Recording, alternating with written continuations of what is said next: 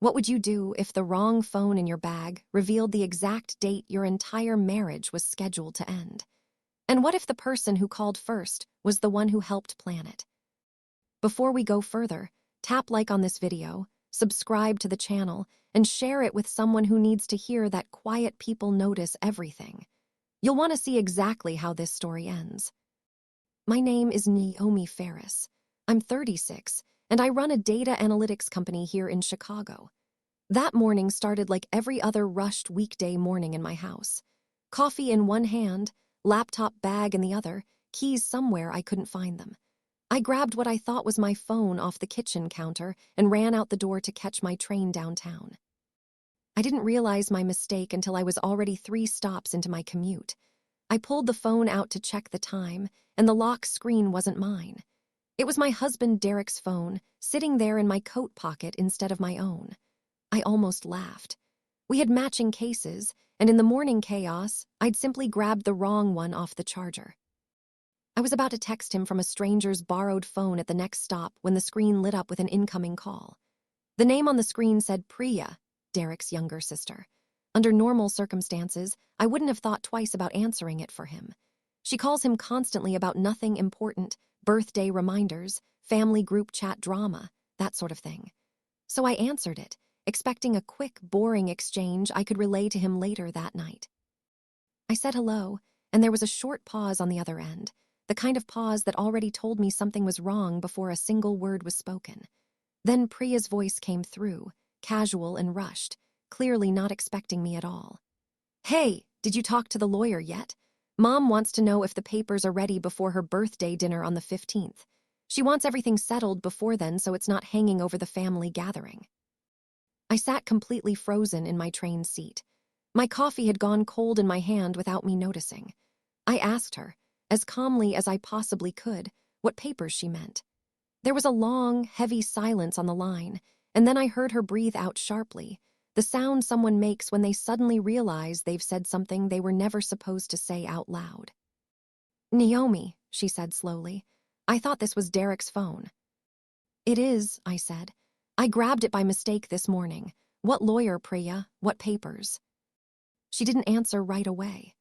I could hear her hesitating, weighing whether to lie or come clean, and I already knew, before she said another word, that whatever came next was going to change everything about the life I thought I was living. Let me back up and tell you who I actually am, because it matters for everything that happens next. I've spent 13 years building a data consulting firm from a spare bedroom into a company with 40 employees and contracts with 3 Fortune 500 clients. I am, by profession and by nature, someone who reads patterns for a living.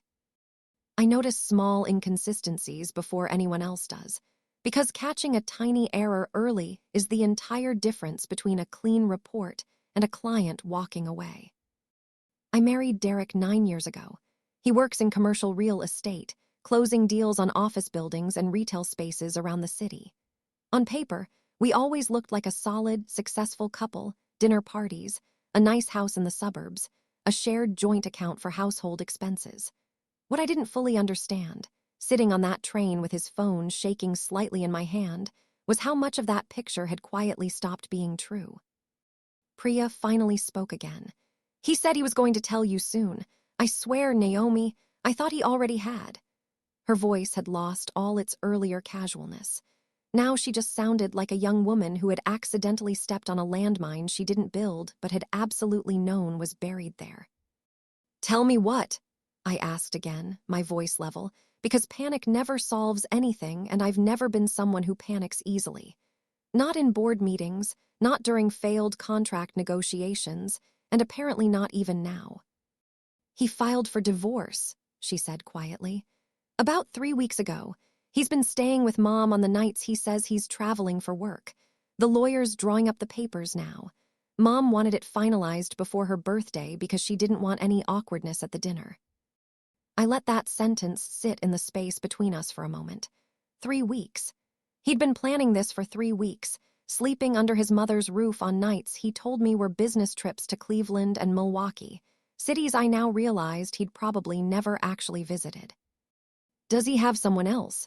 I asked, because that felt like the obvious question, the one a hurt wife is supposed to ask first. Priya hesitated again. That's not really my plaque.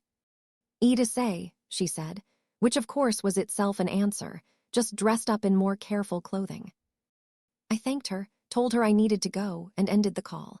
I sat there on that train with his phone in my lap, watching the city blur past the window, and I felt something inside me shift into a completely different gear. Not sadness exactly, not yet. Something colder and more useful than sadness. The same feeling I get right before I walk into a room to deliver bad quarterly numbers to a client. Assess first.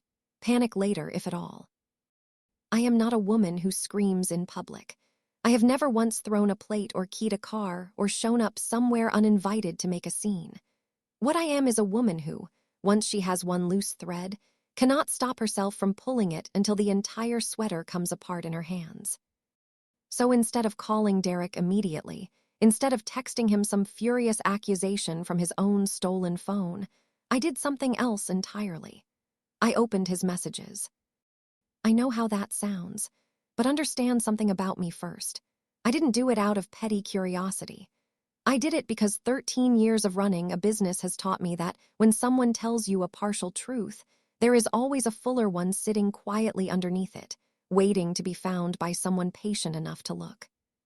His text thread with his mother, Carol, went back months. I scrolled slowly, my thumb steady despite the fact that my chest felt like it was being pressed flat by something heavy. The conversations were businesslike, almost clinical. Discussions about which attorney to use. A mention of getting ahead of things before she catches on. A line from Carol that read, "The house is in both your names, so we need to move on the refinance before she thinks to check anything." The refinance. I sat up straighter in my seat. Our house, the one I'd put a substantial down payment on using bonus money from a contract I'd landed 2 years earlier, was apparently part of some plan I knew absolutely nothing about. I kept scrolling. There was a longer message from Derek to his mother, sent about a month back, that made my stomach turn cold in a way none of the rest had. He'd written that once the divorce was filed and the house equity was pulled out through a refinance in both our names, he'd have enough to cover what he owed Priya's husband, Marcus, from a failed investment the two of them had made together the previous year. A restaurant venture, it looked like, something Marcus had convinced Derek to help finance quietly, without ever telling me a word about it. So there it was, the shape of the whole thing finally becoming visible. Derek and Marcus had lost a significant amount of money on some business venture. Derek needed cash to cover his half of that loss, and rather than tell me the truth about any of it, he had apparently decided the cleanest solution was to divorce me, pull equity out of the house I'd helped fund, and quietly disappear from the marriage before I noticed the financial hole he'd already dug. The train pulled into my downtown stop, and I stepped off onto the platform in a kind of trance, still holding his phone like it was a piece of evidence in a case I hadn't yet realized I was building. I walked the 4 blocks to my office on autopilot, nodded at my building's doorman the way I do every single morning, and rode the elevator up to my floor without remembering a single second of the ride. If you've ever discovered a betrayal you weren't even looking for, you already know exactly the strange calm that settles over you afterward. Drop the word steady in the comments if that calm has ever found you too, and stay with me, because what I found next on that phone is the part that made me stop being hurt and start being methodical. I sat down at my desk, closed my office door, and did what I do best. I built a case. The first thing I needed was time, and time meant Derek could not know yet that I knew anything at all. So I texted him from his own phone a simple message. "Left my phone at home this morning, took yours by accident, will bring it home tonight." I signed it with the little heart emoji I always use, the exact same one I've used in 100 ordinary texts over 9 years of marriage. He replied almost instantly, "No worries, see you tonight," followed by his usual thumbs up. He had absolutely no idea his sister had already handed me the entire plan. That evening, when I got home, I handed him back his phone with a completely normal smile on my face and told him some boring story about a coworker's phone mix-up. Nothing suspicious. Nothing that would give him any reason to check his own message history against what I might have seen. He believed me instantly, because why wouldn't he? In 9 years, I had never once given him a reason to think I was capable of quietly working against him. Over the next several days, while Derek continued acting exactly like a man with nothing to hide, going to his supposed work dinners, taking his supposed business calls in the other room, I started building my own file. I am, after all, someone who works with financial records and pattern recognition for a living, and it turns out those same skills translate remarkably well to auditing your own marriage. I pulled up our joint bank statements going back a full year. What I found made the earlier discovery on his phone look almost gentle by comparison. There were transfers, small ones at first, $300 here, $500 there, moved out of our joint savings account into an account I didn't recognize at all. Over the past 10 months, those transfers added up to just over $62,000. $62,000 of shared money, money from my bonuses, my consulting fees, my years of 80-hour work weeks, quietly siphoned into an account under a name I eventually traced back to Marcus's failed restaurant venture. I also discovered something Derek clearly hadn't expected me to ever find, because he'd never expected me to look. 3 years earlier, before we bought our current house, I had insisted, against his mild objections at the time, that the down payment come specifically from my own separate account, the one holding my company's early consulting earnings, and that we document it clearly with our attorney as my separate contribution to the marital home. At the time, Derek had called it overly cautious, said it felt cold to draw such careful lines in a marriage. I had done it anyway, because running a business teaches you that verbal promises and written agreements are two very different kinds of protection. That single decision, made 3 years earlier out of nothing more than professional habit, turned out to be the single most important thing standing between me and losing everything. I called my own attorney the next morning, a sharp, methodical woman named Denise Ackefer, who had handled contract disputes for my company for years.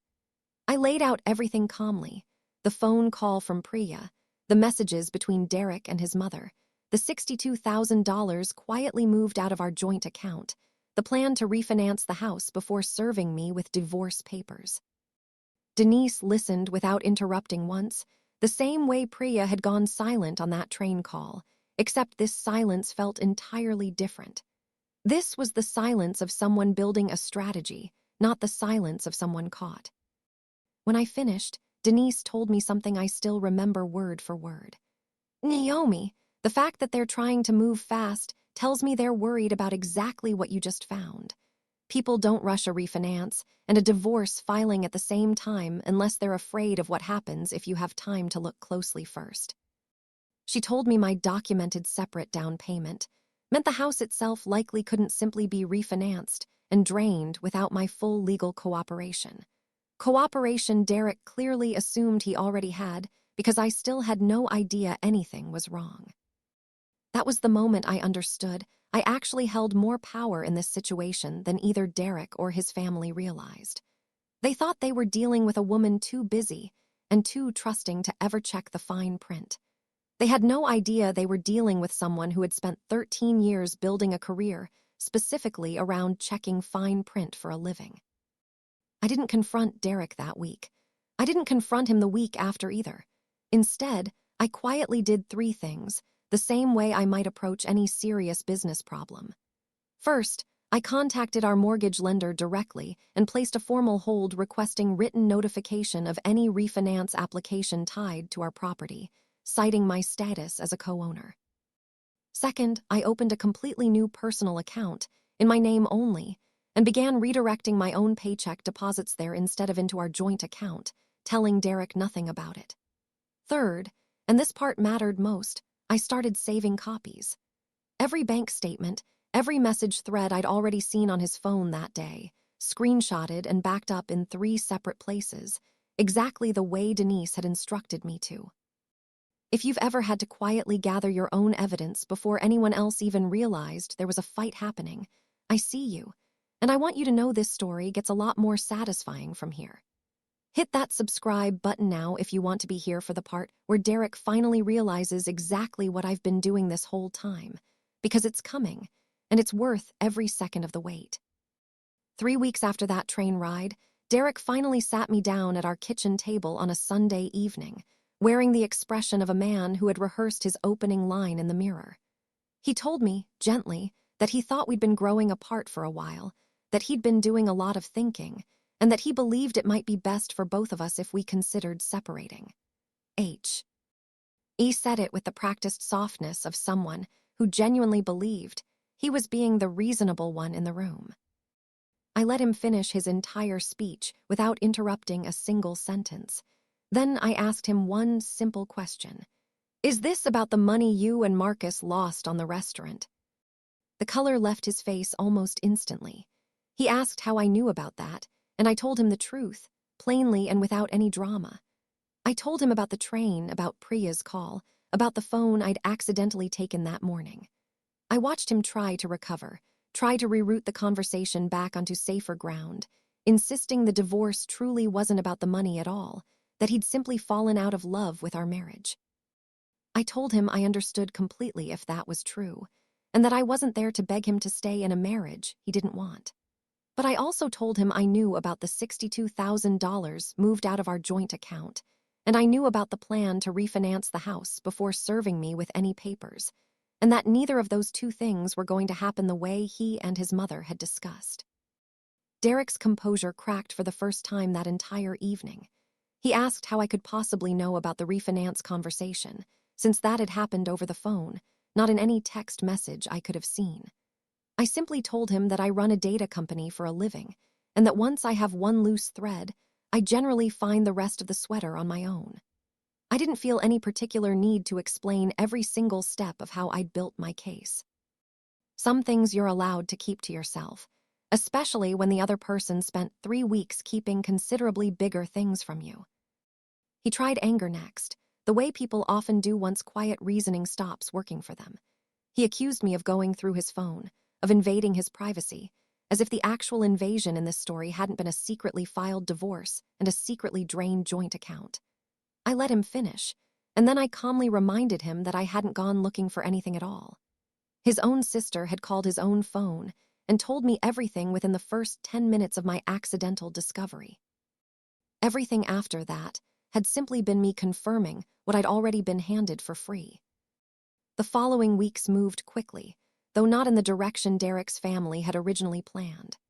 My attorney formally responded to the divorce filing, and because of my documented separate contribution to the home's down payment, the house could not simply be refinanced without my explicit written consent. Consent I made abundantly clear I had no intention of providing under the terms they'd hoped for.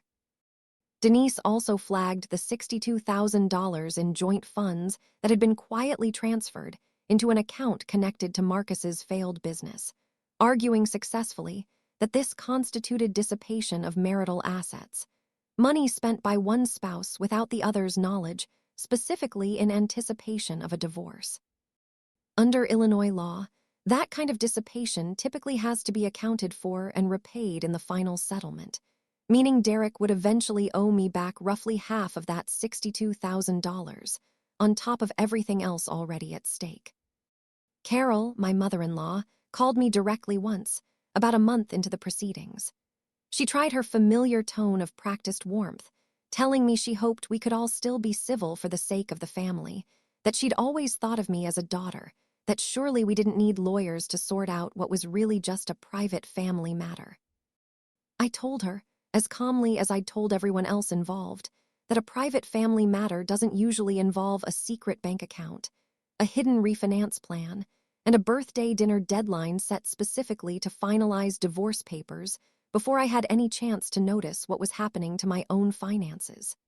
She didn't have much to say back to that, and she never called me again after that conversation. Priya reached out separately, a few weeks later, and this time she sounded genuinely apologetic rather than simply caught off guard. She told me she'd never fully agreed with how Derek and Carol had handled the whole situation, that she'd said as much to her mother more than once, and that she was sorry for the role she'd unknowingly played in tipping me off, though I noticed she still hadn't quite worked up the courage to say she was sorry for the plan itself, only for accidentally exposing it. I told her I appreciated the honesty, because I genuinely did, but that I also understood she'd known about the plan for weeks before that phone call and hadn't warned me herself. She didn't argue with that assessment. There wasn't really much left for her to argue. The divorce settlement, once everything was finally laid out plainly with documentation on the table, looked nothing like what Derek and his mother had originally imagined. When they scheduled the whole thing around a birthday dinner. My separate down payment was fully protected and returned to me as my own asset.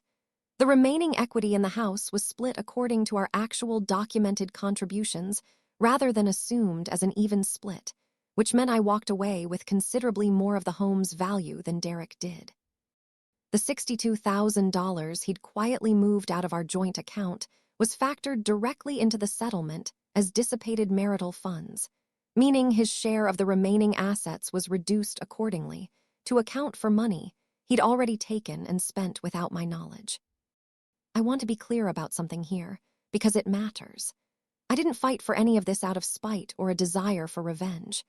I fought for it because I had built half of everything in that marriage with 13 years of my own labor, and I refused to let it be quietly signed away by two people who had assumed I was too busy and too trusting to ever look closely enough to notice.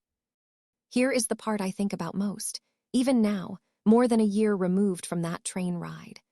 Derek and his family made one critical, fundamental mistake in the entire plan they built. They assumed that because I worked long hours, because I was often distracted by client calls and quarterly reports, that meant I wasn't paying attention to my own life. They mistook my focus on my career for a kind of blindness, and that assumption cost them far more than the $62,000 they'd already spent trying to bail out a failed restaurant investment. I think about how differently things might have gone if I'd simply grabbed my own phone that morning instead of Derek's. Maybe the divorce would have happened exactly the way they'd planned it, quietly finalized before Carol's birthday dinner, the house refinanced and drained before I ever thought to check a single bank statement closely. I try not to spend too much time imagining that version of events, because it doesn't actually help me now. What matters is what actually happened. And what actually happened is that a single accidental phone call became the loose thread that unraveled a plan 3 separate people had spent months quietly building against me. I still run my company. It's grown even more in the past year, in fact, because I finally have all of my energy and attention focused entirely on my own work, instead of split between building a business and unknowingly funding someone else's secret restaurant debt. I bought a smaller condo downtown with the proceeds from the settlement, close enough to walk to my office, with a view I actually enjoy waking up to every single morning. I don't hear from Derek, or from Carol, or from Priya anymore, and honestly, I don't find myself missing any of those conversations. What I do carry forward from all of this, the one lesson I think is genuinely worth sharing, is this. Protect your own paperwork, always, even inside a marriage, even when it feels cold or overly cautious to draw clear lines around what belongs to you. Not because you expect betrayal, but because clarity protects everyone fairly, including the people who never intended to need that protection until suddenly they did. The version of me who insisted on documenting a simple down payment 3 years earlier had no idea she was building the exact foundation that would later save everything else. She just believed that clear agreements make for cleaner relationships, and it turned out she was right in a way none of us could have predicted at the time. If a wrong phone and one accidental phone call ever handed you the truth about someone you trusted, I want to hear about it. Tell me in the comments how you found out and what you did once you knew. And if this story reminded you that staying calm can be its own kind of strength, hit subscribe. Share this with someone who needs to hear it today, and I'll see you in the next story. Script data. Original story about Naomi Ferris, a data company founder who accidentally takes her husband's phone and learns from his sister's phone call that he has secretly filed for divorce and drained joint funds to cover a family investment debt. Then methodically uses her professional skills and documented financial records to protect her assets and secure a favorable settlement.